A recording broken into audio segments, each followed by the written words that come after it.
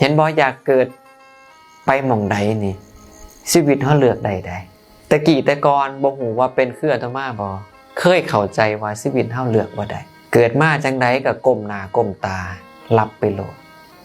น่ะอย่าไปหืออย่าไปคัดขืนกรรมของเฮากรรมของเพิ่นกรรมของโตคิดจังสั่นได้แต่สุดท้ายมันบ่แม่นพระพุทธองค์อธิบายไว้ในหลายๆพระสูตรเลยว่าชีวิตเฮาเลือกได้ว่าสิเกิดเป็นอีหยัง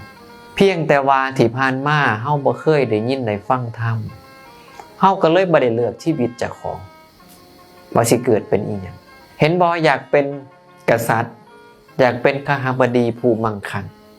ก็สำเร็จได้อยากเกิดเป็นเทวดาก็สำเร็จได้เลยเลือกสั้นได้พร้อมเจ้าสิเอาสั้นใดตั้งแต่จาตุมหาราชจนว่าไปหอดปรนิมมิตวสวัตตีหรือเทวดาสันพรหมได้เบิดเลือกได้พุทธองค์เพิ่นถึงบอกว่าผู้มืดมาแต่สว่างต่อไปมีหรือผู้สว่างมาแต่มืดต่อไปก็มีคือกันมืดมากคือหยังเกิดมาทุกข์มายากนี่ล่ะโรคภัยก็เบียดเบียนหลายนะปัจจัยในการดำรงชีวิตก็หายากนี่เพิ่นว่าเกิดแบบมืดมากแต่ว่าผู้ที่เกิดมาลำบากจังสี่ยังมีการกระทำนะใจก็คิดดีเว้าก็เว้าดีนะเฮ็ดก็เฮ็ดดีกายวาจาใจดีผู้ใดเฮ็ดจังสี่ได้นะเพิ่นว่าสร้างเหตุเพื่อความเป็นผู้สว่างต่อไปชีวิตต่อไปมันก็จะค่อยๆดีขึ้นเองย้อนหยังกายดีวาจาดีใจดีแบบเดียวกันซุ่มสว่างมาแล้วมืดต่อไปซุ่มนี่เกิดมามังเกิดมามีร่ำรวยเงินทองชีวิตสุขสบายอีหยังก็ง่ายเบิดแต่เฮ็ดพฤติกรรมบ่ดีนะคิดก็คิดซัวเว้าก็เว้าซัวเฮ็ดก็เฮ็ดซัวซุ่มนี่สุดท้ายก็สร้างเหตุเพื่อให้ชีวิตเจ้าของตกต่ำจังสั่นแล้วเฮาอย่าไปมองว่าโอ้เกิดมาเป็นจังไดก็สิเป็นจังสั่นไปจนฮอดมื้อตายบ่ได้ชีวิตเฮาเลือกได้แบบเดียวกันเห็นผู้ใดเขาเกิดมามังมามีร่ำรวยก็อย่าคิดว่าเขาสิเป็นจังสั่นไปตลอดบ่แน่เสมอไปขึ้นอยู่กับว่าปัจจุบันเนี่ยเขาสร้างกรรมแบบใดปัจจุบันกันเขาสร้างกรรมดีทั้งทางกายวาจาใจเขาก็สิไปดีได้ดีตรงกันข้ามคันเขาสร้างบ่ดีทั้งกายวาจาใจเขาก็ไปซัวไปบ่ดีมันเป็นจังซี่เฮาเองคือกันอนาคตจากนี้สิเป็นจังใดก็ขึ้นอยู่กับการกระทำของเฮาในปัจจุบันนี่ได้อาตมาพออยู่เคสหนึ่งนาสิสงเคราะห์ใดร่วมใดในพวกสว่างมาแต่ว่ามืดต่อไปเป็นอย่างคือว่าจังซั่นเกิดมารวยได้เกิดมาในครอบครัวภูมิมั่งภูมิมีได้เมียก็เป็นลูกดาราเปิดอู่ซ่อมรถบิ๊กไบค์นี่โอ้ยลูกค้าบ่ขาดเดือนหนึ่งได้เป็นแสนหลายแสนแต่สุดท้ายเกิดปัญหาคือหยังเพิ่นเฮ็ดบ่ดีเว้าบ่ดีคิดบ่ดีเงินข้ามหามาได้เท่าใดก็บ่พอมั่งมีเท่าใดก็บ่เหลือสุดท้ายก็ชีวิตลำบากถึงลำบากจังไดเวลาไปสมัครงานปุ๊บเขาก็รับแต่เจ้าของบ่ทนอยู่ได้อาทิตย์นึง2อาทิตย์ก็หนีก็ลาออกก็เป็นจังซั่นคิดเบิ่งไปเฮ็ดงานได้เงินเดือน 50,000 บอกว่าได้น้อย 50,000 บาทไทยได้น้อยแต่มาก็ปาดแต่ว่าน้อยติสมัยเฮ็ดงานตะกี้ได้เงินเดือน 15,000 ในสมัยตะมาจบใหม่นี่ได้ 50,000 บ่ธรรมดาได้เพิ่นว่าได้น้อยบ่เอา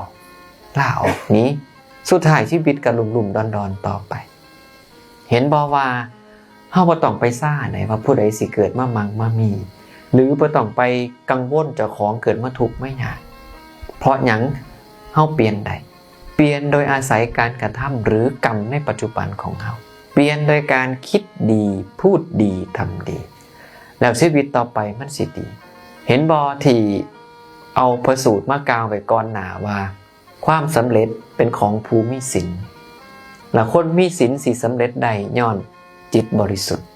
นี่ล่ะลองเบิ่งเด้อหาชีวิตมันสิพลิกหาชีวิตมันสิเปลี่ยนสิสบายขึ้นง่ายขึ้นแต่อย่าคิดว่าแบบว่าโอ้เฮ็ดมื้อนี้อาทิตย์หน้าได้บ่ปานนั้นเด้อนะ เฮ็ดเดือนนี้เดือนหน้าได้ก็บ่ปานนั้นใดเพราะหยังเฮากำลังสั่งสมคือจังปลูกต้นไม้ปลูกหมากไม้นั่นล่ะถามว่ากูสิได้กินหน่วยมันน่ะจังปลูกบักม่วงนี่คันปลูกจากเม็ดเลยจักปีจังสิได้กินหน่วยโดนใดคือการคุณงามความดีที่เฮาเฮ็ดสร้างแปลงลงไปเนี่ยอย่าไปคาดหวังว่าเฮ็ดมื้อนี้มื้ออื่นได้เฮ็ดเดือนนี้เดือนหน้าได้เฮ็ดปีนี้ปีหน้าได้ตลอดมันบ่ขนาดนั้นขึ้นอยู่กับความจริงจังทุ่มเทของเฮาว่าเฮาทุ่มเทส่ำใดในคุณงามความดีที่เฮาสร้างเห็นบ่ปลูกข้าวถามว่าปลูกจักเดือนเอาเนี่ยตะมาให้เขาเริ่มเกี่ยวข้าวเฮ็ดหน้าเนี่ยจักเดือนเอาจักเดือนไม่ออก3เห็นบ่ขนาดปลูกข้าวก็ยังตั้ง3เดือนเอาแต่ว่าจะสร้างสมบูรณ์แต่ว่ามันเฮ็ดมื้อนี้มันสิได้มื้ออื่นบ่เอาแม่นบ่ล่ะมันก็บ่ได้ง่ายปานนั้นแต่ว่าฟังเมืองไทยนั่นหลายกว่า3เดือนได้ลงหน้าแต่เดือน7อันนี้เดือน11 4เดือนมีเสียงบอกว่า4เดือนมันจะทางใดพุ่นนี่เห็นบ่ว่าขนาดปลูกข้าวก็ยังใส่เวลาถามว่าเฮาเล็งข้าวได้บ่ออกห่วงมื้อนี้เด้อสุกมื้อนั้นเด้อบังคับได้บ่ได้ถึงเวลามันก็สิออกห่วงแม่นบ่ถึงเวลาเขามันก็แก่มันก็สุกคือกันเลย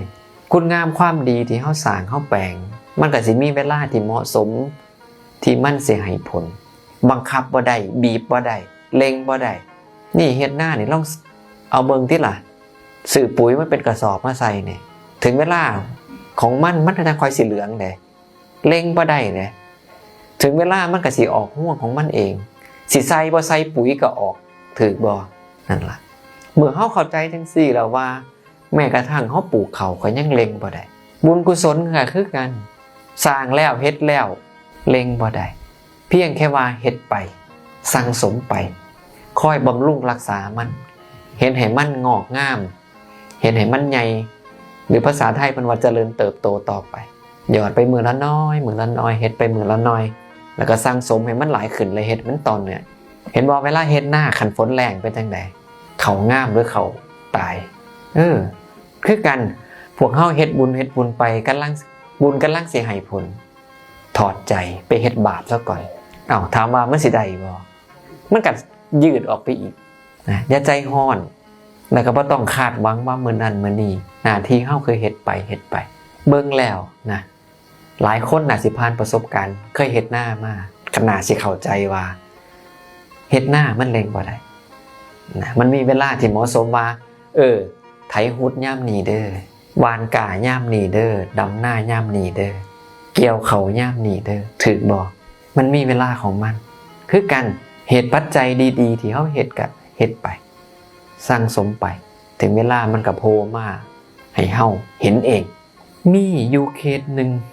แม่เพิ่นพึ่งเสียไปบ่ดนอันนี้เพิ่นก็เห็นอยู่ว่าสิ่งที่เพิ่นสร้างมามันก็ให้ผลอยู่แต่แค่ว่ามันบ่เป็นอย่างที่เจ้าของคาดหวังคือชีวิตเพิ่นลำบากมีปัญหาอุปสรรคหลายอย่างถึงแม้เพิ่นสิเป็นจังซั่นเพิ่นก็บ่ถิ่มบุญกุศลเพิ่นก็เคยสงสัยว่าเฮ็ดบุญก็เฮ็ดสังฆทานก็เฮ็ดนั่งสมาธิก็เฮ็ดรักษาศีลก็เฮ็ดเป็นหยังบุญกุศลมันคือจังรู้สึกว่ามันบ่ให้รู้สึกว่าชีวิตเจ้าของยังลำบากยังมีอุปสรรคแต่พอคุยกันไปเรื่อยๆถึงเข้าใจว่าจริงๆบุญก็ตอบสนองเพิ่นแล้วย้อนหยังเวลาเพิ่นมีปัญหาอุปสรรคอีหยังก็ตามสุดท้ายมันสิมีทางออกมันสิมีผู้ยืนมือเข้ามาซอยหรือสิมีหนทางซอยเหลือเพิ่นในที่สุดแล้วก็เอาตัวรอดได้ตลอดล่าสุดมื้อแม่เพิ่นป่วยหนักนะเข้าโรงพยาบาลแล้วเป็นโรงพยาบาลเอกชนเมืองไทยและเพิ่นก็สารภาพกับหมอเลยว่าเที่ยวนี้มันเข้าหลายน่าสิเที่ยวที่2หรือที่3แล้วบอกเลยว่าเงินบ่มีละได้มันเบิดแล้วหาบ่ทันหมุนบ่ทันหมอก็เลยย้ายไปอยู่โรงพยาบาลรัฐแล้วก็ใส่สิทธิ์อีหยังสักอย่างเขาก็ประสานให้เบิดสุดท้ายก็สามารถย้ายไปโรงพยาบาลรัฐได้โดยที่บ่ต้องเสียเงินเสียค่าหลายตอนแรกเพิ่นอุกอังในทุกข์ใจแห้งมาเฮ็ดจังได๋สิรักษาแม่ได้เพราะเงินมันหมุนบ่ทันแล้วป่วยทีไงผู้เฒ่า80กว่าเนาะคันได้ป่วยเทื่อนึงแล้วมันป่วยหลายเที่ยวได้ปานนี้เที่ยวเข้าเที่ยวออกโรงพยาบาลบัดนี้เงินมันหมุนบ่ทันท ถียวสุดท้ายเนี่ยเพิ่นทุกข์แห้งเพราะว่าเงินมันเบิดแม่ว่ามันเงินเบิดก็ย้อนเป็นบุญของเพิ่นนั่นล่ะมีทางออกหมอก็บ่ว่าบ่มีเงินมันบ่เดี๋ยวติดต่อไปทางโรงพยาบาลรัฐเอาไปโรงพยาบาลนี่เด้อนะมีชื่อเสียงค่อนข้างดีทีมแพทย์ดีเครื่องไม้เครื่องมือดีไปเลยสามารถใส่สิทธิ์ที่แบบว่าบ่ต้องกังวลเรื่องเงินได้แต่ว่าก็ถึงข้าวได้แม่เพิ่นก็เพิ่งเสียไปคือกันนะเอาบ่อยู่ป่วยจากโรคนึงรักษาหายแล้วก็เป็นโรคใหม่นะรักษาหายแล้วก็เป็นโรคใหม่ไปเรื่อยๆผู้เฒ่าเนาะทุกท้ายก็ร่างกายมันบ่ไหวก็เลยเสียไปอาทิตย์2อาทิตย์ว่างั้นอาตมาก็เพิ่งไปร่วมงานศพเพิ่นมาคือกันก็เลยเว้าสู่ฟังนี่เด้อเฮาอย่าประมาทในสิ่งที่เป็นบาปอกุศลแล้วอย่าประมาทในสิ่งที่เป็นบุญกุศลบาปเฮ็ดแล้วก็บ่ต้องท่าชาติหน้าได้ในชาตินี้บุญคือกันเฮ็ดแล้วก็บ่ต้องท่าชาติหน้าได้ในชาตินี้เพียงแค่ว่ามันอาจสิบ่แบบได้ดังใจปัจจุบันทันด่วนแบบที่เฮาคาดหวังเนี่ยนะเพียงแค่ว่าให้มั่นใจเถอะจังใดมันก็ต้องได้ที่ยกมากก็เห็นบ่ผู้นึงก็ถือเลขแทบทุกงวดน่ะย้อนนั่งสมาธิมือเลขออกอีกผู้นึงเห็นบ่เวลามีปัญหาอุปสรรคคือจังชีวิตสิผ่านบ่ได้ก็มีผู้ยืนมือเข้ามาซอยมี2ทางให้เจ้าของออกจากปัญหานั้นได้ยกมาทั้งเบิดก็ย้อนนี่ล่ะเหตุเกิดของท่าน8ข้อ8ประการเกิดขึ้นย้อนหยังให้ท่านเพราะหวังในสิ่งที่เจ้าของให้ไปหวังผลกลับมาในสิ่งที่เจ้าของให้ผิดบ่ผิดรักษาศีลให้ดีต้องอาศัยเจริญภาวนาให้จิตบริสุทธิ์นะหรือให้จิตปราศจากราคะมันจึงสิสำเร็จก็เป็นธรรมะที่นำมาฝากให้พวกเฮานะในคืนก่อนที่สิได้ถวายผ้ากฐินนะในมื้ออื่นนะเขาเอิ้นว่ามื้อโฮมเนาะเห็นว่าตามเวลาประมาณ30นาที